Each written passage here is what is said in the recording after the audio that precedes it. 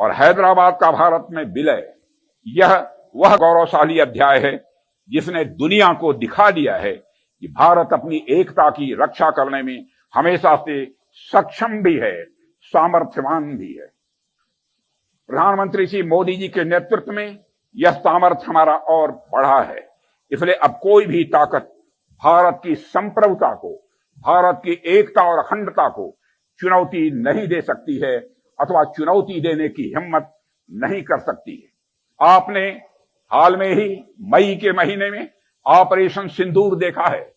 मेरे बहनों भाइयों, मेरे सेना सीएसएफ के सारे जवानों ने मिलकर जो कार्रवाई की है उसकी जितनी भी सराहना की जाए वह कम है। उन्होंने पहलगाम में आकर धर्म पूछकर हमारे लोगों को मारा, उनके आतंकवादियों ने, लेकिन हमारे सेना के जवानों ने उन्हें मारा है तो धर्म पूछकर नहीं मारा है, उनका कर्म देखकर मारा है। बहनों भाइयों, यह भारत और पाकिस्तान के बीच सबसे बड़ा एक मौलिक अंतर है। मेरे बहनों भाइयों, कुछ लोग ऐसे हैं जो यह कहते हैं कि यह जो सीज फायर हुआ है भारत और पाकिस्तान के बीच में किसी के हस्तक्षेप के कारण हुआ है। मैं साफ कर देना चाहता हूं मेरे बहनों भाइयों, यह किसी के हस्तक्षेप के कारण हमारी यह आतंकवादियों के ऊपर जो कार्रवाई हुई थी वह स्थगित नहीं की गई थी। ऑपरेशन सिंदूर तो अभी स्थगित है। आगे यदि कोई आतंकवादी वारदात होती है तो फिर से हमारा ऑपरेशन सिंदूर प्रारंभ होगा। मैं यह विश्वास के साथ मैं सारी देश की जनता को बताना चाहता हूं। जहां तक भारत और पाकिस्तान के बीच के चल रहे इस ऑपरेशन को रोकने के संबंध में कुछ लोग दावा करते हैं कि हमने इसको रोका है। बहनों भाइयों, यह किसी ने रोका नहीं है। और मैं साफ कर देना चाहता हूं, मोहम्मद इसाक डायर जो कि पाकिस्तान के डिप्टी प्राइम मिनिस्टर हैं और फॉरेन मिनिस्टर हैं, उन्होंने भी साफ कहा है कि India rejected third party role to end conflict. यह बाइलेटरल इशू है, यह थर्ड पार्टी हमारे मामले में कोई हस्तक्षेप नहीं कर सकती।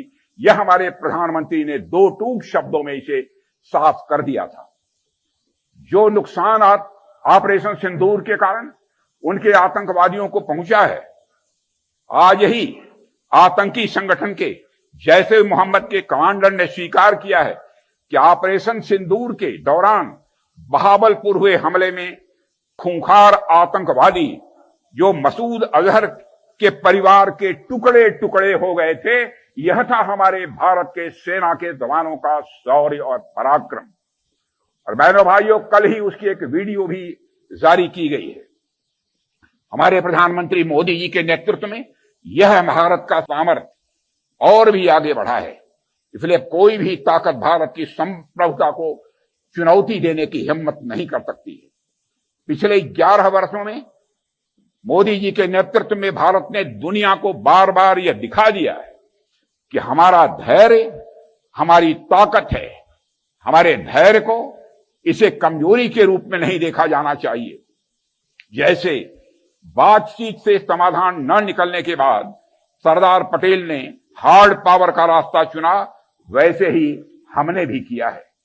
2016 की सर्जिकल स्ट्राइक हो, 2019 का बालाकोट एयर स्ट्राइक हो या 2025 का ऑपरेशन सिंदूर, मेरे साथियों, भारत ने यह साबित कर दिया है कि जो लोग बातचीत, शांति और सद्भावना की भाषा नहीं समझते हैं, उन्हें हम उसी भाषा में जवाब देना जानते हैं जिसे वह समझते हैं।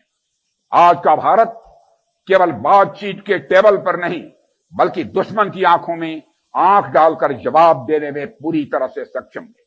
यही है नया भारत। धैर्यवान भी है भारत, नया भारत, बलवान भी है नया भारत और सामर्थ्यवान भी है हमारा यह नया भारत।